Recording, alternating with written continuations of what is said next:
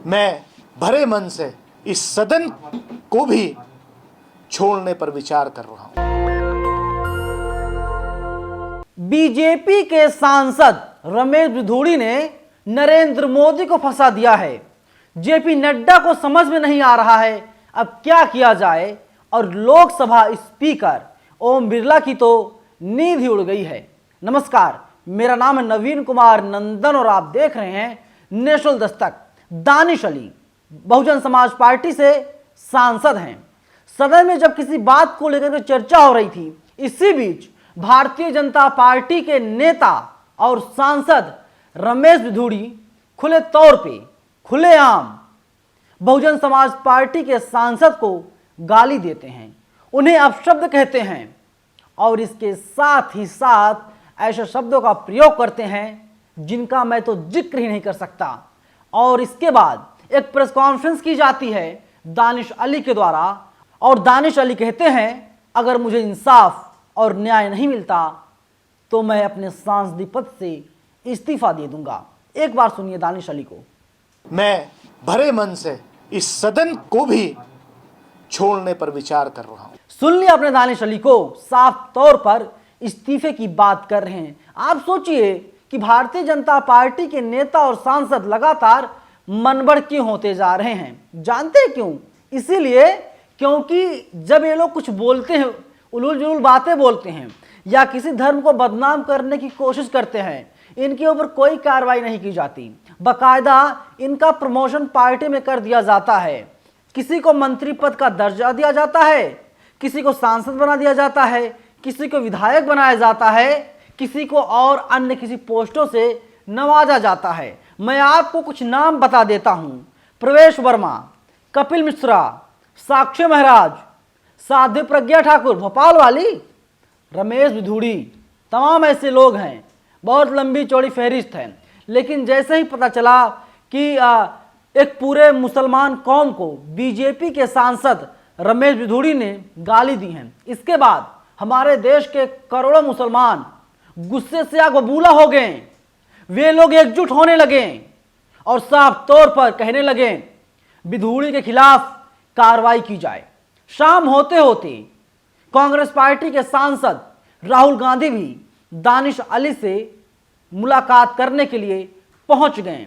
आपकी स्क्रीन पर जो तस्वीर दिखाई दे रही हैं, किस तरीके से राहुल गांधी कांग्रेस के नेता दानिश अली से गले मिल रहे हैं और राहुल गांधी ये बताने की कोशिश कर रहे हैं चिंता मत करो, नफरत की हार होगी, मोहब्बत की जीत होगी। भारतीय जनता पार्टी लगातार नफरत फैलाने का काम कर रही है और 2024 में देश की जनता बीजेपी को, मोदी को, नड्डा को, बिधूड़ी को, प्रवेश वर्मा को, कपिल मिश्रा को, साध्वी प्रज्ञा ठाकुर को जवाब देने का काम करेगी। यानी 24 में सत्ता बदल जाएगी।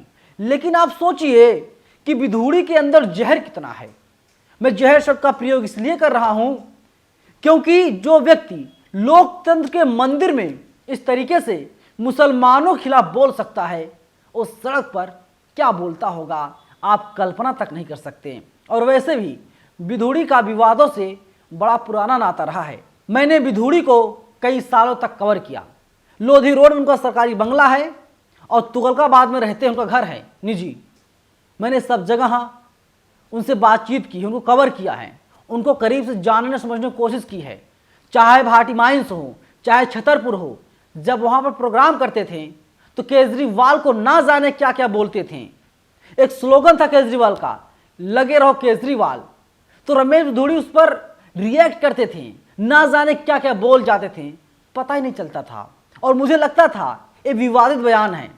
और रमेश बिधूड़ी लगातार विवादित बयान देते देते संसद पहुंच गए और वहां पर भी लगातार विवादित बयान अभी भी दे रहे हैं और कार्रवाई के नाम पर सिर्फ खाना पूर्ति की जा रही है। तमाम लोग रिएक्शंस हैं, मैं आपको बता देता हूं। श्याम मीरा सिंह लिखते हैं, बसपा सांसद दानिश अली जिन्हें आज भरी संसद में रेसिस्ट गालियां दी गई, उन्हें कांग्रेस नेता राहुल गांधी ने मिलकर गले लगाया। भारत देश के प्रधानमंत्री नरेंद्र मोदी जी को भी सदन के अपने साथी के घर जाकर मिलना चाहिए और माफ़ी मांगनी चाहिए ताकि आम जनता का उनमें विश्वास बढ़े। लेकिन उम्मीद है आपको क्या कि नरेंद्र मोदी दानिश अली के घर पर जाएंगे, वहां पर उनसे मुलाकात करेंगे? बिल्कुल उम्मीद मत कीजिएगा। इसके साथ ही जब विधोड़ी बोल रहे थे, गालियां दे रहे थे, अब शब्दों का प्रयोग कर रहे थे, तो उसी वक्त देश के 2 पूर्व केंद्रीय मंत्री, एक कानून मंत्री और एक स्वास्थ्य मंत्री, दोनों ठहाके लगा रहे थे। उन्हें लग रहा था कि उन्हें मजा आ रहा था और वे लोग इतने मजे में थे कि पूछिए ही मत। वीडियो वायरल हुआ, इसके बाद दोनों को सफाई भी देनी पड़ी। और अब आप इस तस्वीर को देख लीजिए, किस तरीके से जो है कि दानिश अली से राहुल गांधी मुलाकात कर रहे हैं। और ये बताने के लिए काफ़ी है कि देखिए, जो नफरत लगातार फैलाई जा रही है, नफरत की हार होनी निश्चित है। और देर रात को संजय सिंह भी पहुंच गए दानिश अली से मुलाकात करने के लिए। लालू यादव, अखिलेश यादव, फैजुल रहमान, सब लोग खुल करके दानिश अली के साथ खड़े हैं। समाजवादी पार्टी का एक ट्वीट है, समाजवादी पार्टी ने लिखा, दानिश अली जी पर टिप्पणी की गई है तो मानहानि का दावा अगर हो रहा है तो हमें उम्मीद है उन्हें न्याय मिलेगा। और ऐसे लोग जिनकी जुबान इतनी खराब है, उन पर पूरी उम्र के लिए पाबंदी लगेगी कि चुनाव नहीं लड़ पाएंगे। ये बातें बोली हैं अखिलेश यादव ने, लखनऊ में बातें बोली हैं। इसके अलावा संजय सिंह का ट्वीट सामने आया है। संजय सिंह लिखते हैं, लोकसभा के साथी दानिश अली से उनके आवास पर मुलाकात की। भाजपाइयों, तुम दानिश अली के गुनहगार हो। विधोड़ी की अपमानजनक भाषा ने एक जिंदा दिल भावुक इंसान को रोने पर मजबूर किया है। ये देश तुम्हारी तानाशाही का जवाब जरूर देगा। कल जब दानिश अली की प्रेस कॉन्फ्रेंस हो रही थी तो मैंने दानिश अली से सवाल किए थे। इसके बाद दानिश अली भावुक हो गए और उन्होंने कहा कि अगर मुझे इंसाफ नहीं मिलेगा तो मैं सांसदी पद त्यागने के लिए विचार करूंगा, यानी मैं जो सांसद पद पर बने हुए हैं वे इस्तीफा देने का काम करेंगे। आईएनसी इंडिया यानी कांग्रेस के हैंडल से ट्वीट किया गया, बीएसपी सांसद दानिश अली जी से मिलने उनके आवास पर पहुंचे राहुल गांधी। कल भरी संसद में बीजेपी सांसद विधोड़ी ने दानिश अली का अपमान किया था, उन्हें बेहद अमर्यादित और असंसदीय अपशब्द कहे थे और भाजपा के 2 पूर्व मंत्री भद्दे ढंग से हंसते रहे। विधोड़ी की शर्मनाक और ओछी हरकत सदन की गरिमा पर कलंक है। कांग्रेस देश भर के साथ लोकतंत्र के मंदिर में नफरत और घृणा की ऐसी मानसिकता के सख्त खिलाफ है। और आप तस्वीरों में देख सकते हैं, एक कुर्सी पर राहुल गांधी बैठे हैं तो दूसरी कुर्सी पर जो है कि जो बीएसपी के सांसद दानिश अली वे बैठे हुए हैं और केसी वेणुगोपाल भी साथ में राहुल गांधी के गए हुए थे। और ये बताने के लिए देखिए, राहुल गांधी ये बता रहे थे कि दानिश अली जी आप अकेले नहीं हैं, आपके साथ पूरा देश है जो संविधान मानता है, जिसे लोकतंत्र में विश्वास भरोसा है, वे सब लोग आपके साथ हैं। दानिश अली के हवाले से कांग्रेस ने ट्वीट किया है, राहुल गांधी जी मेरा हौसला बुलंद करने आए। उन्होंने कहा, खुद को अकेला मत समझिए, इस देश का हर व्यक्ति जो लोकतंत्र में विश्वास रखता है वो आपके साथ है। ये दानिश अली का बयान है। इमरान प्रतापगढ़ी कहते हैं, तुम्हारी हर नफरत वाली सोच के खिलाफ हम सब खड़े हैं। देश की संसद के अंदर दानिश अली को भाजपा सांसद द्वारा जिस तरह गाली दी गई वो काफ़ी शर्मनाक है। यानी चौतरफा विधोड़ी घिर चुके हैं। लालू प्रसाद यादव का ट्वीट है, ये बहुत ही ज़्यादा बड़ा विषय बन जाता है जब लालू यादव जैसे तमाम बहुजन समाज के दिग्गज नेता ट्वीट कर रहे हैं। प्रधानमंत्री ने देश की समृद्ध संसदीय परंपराओं के खिलाफ ऐसी विकृत सामाजिक राजनीतिक संस्कृति को जन्म दिया है जिसमें इनकी एक सांसद राष्ट्रपिता गांधी जी के हत्यारे आतंकवादी का महिमा मंडन करती है। पीएम के इशारे पर एक बीजेपी सांसद पार्लियामेंट के अंदर अपोजिशन के एक सांसद के लिए जिस अमर्यादित, असंसदीय और तुच्छ भाषा का प्रयोग कर रहा है वह घोर आपत्तिजनक, निंदनीय एवं लोकतंत्र व समाज के लिए चिंताजनक है। यह इनका मृतकाल नहीं बल्कि विषकाल है। और आरजेडी का ट्वीट है, कोट कमेंट है, प्रधानमंत्री के निर्देशानुसार उनके सांसदों ने अमर्यादित, आपत्तिजनक, गालियों वाले, असंसदीय मंत्रोच्चार के साथ तथा कथित अमृतकाल वाले नए संसद भवन का उद्घाटन भी किया था। यानी कुल मिला जुला करके पूरा अपोजिशन एकजुट हो रहा है, एकजुट हो गया है। और अब जो है कि नरेंद्र मोदी से लगातार सवाल पूछा जा रहा है, और सवाल पूछा क्यों ना जाए और कार्रवाई कब होगी, ये बड़ा सवाल है। वहीं देखिए मायावती का भी ट्वीट आया, जो मायावती बहुजन समाज पार्टी सुप्रीमो है। दिल्ली से भाजपा सांसद द्वारा बीएसपी सांसद श्री दानिश अली के खिलाफ सदन में आपत्तिजनक टिप्पणी को हालांकि स्पीकर ने रिकॉर्ड से हटाकर उन्हें चेतावनी दी है।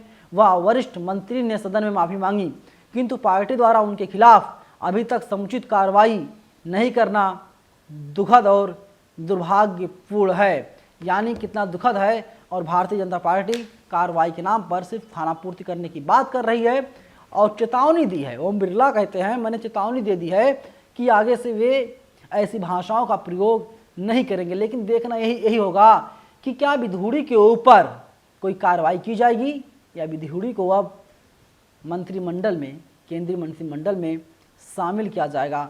खैर ये तो आने वाला वक्त बताएगा, लेकिन इनका विवादों से नाता रहा है।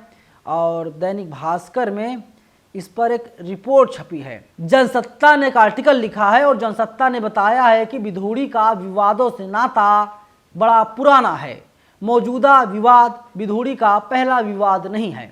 2015 में कांग्रेस, सीपीएम, एनसीपी और तृणमूल कांग्रेस यानी टीएमसी की 5 महिला सांसदों ने तत्कालीन लोकसभा अध्यक्ष सुमित्रा महाजन को एक शिकायत में विधूड़ी पर सदन में अपमानजनक व्यवहार और लिंगवादी, अपमानजनक और दिल दुखाने वाली भाषा का इस्तेमाल करने का आरोप लगाया था। 2019 के लोकसभा चुनाव के प्रचार के दौरान विधूड़ी के समर्थकों और साउथ दिल्ली से आप के उम्मीदवार राघव चड्ढा के बीच टकराव हुआ था। 1 साल बाद चड्ढा को विधूड़ी के खिलाफ ताज़ा मसाला तब मिला जब दिल्ली की सीमाओं पर केंद्र के निरस्त कृषि कानूनों के खिलाफ प्रदर्शन कर रहे किसानों के खिलाफ अपमानजनक भाषा का इस्तेमाल करने का उनका एक वीडियो वायरल हुआ था। और एक बार फिर से विधूड़ी वायरल हैं। सवाल पूछा जा रहा है क्योंकि उन्होंने एक बीएसपी के सांसद को जम करके सदन में गालियां दी हैं। फिलहाल इस वीडियो में इतना ही, लेकिन पूरी वीडियो लेकर के आप लोग क्या सोचते हैं, कमेंट बॉक्स खुला हुआ है, आप लोग हमें अपनी राय जरूर बताइएगा। धन्यवाद। नेशनल दस्तक की आपसे गुजारिश है कि अगर इसको बचाना चाहते हैं तो नेशनल दस्तक को सब्सक्राइब करने के लिए रेड कलर के सब्सक्राइब बटन को दबाएं, फिर बेल आइकन की घंटी दबाएं। नेशनल दस्तक को बचाने के लिए बहुत जरूरी है कि हर खबर को शेयर करें, लाइक करें, कमेंट जरूर करें।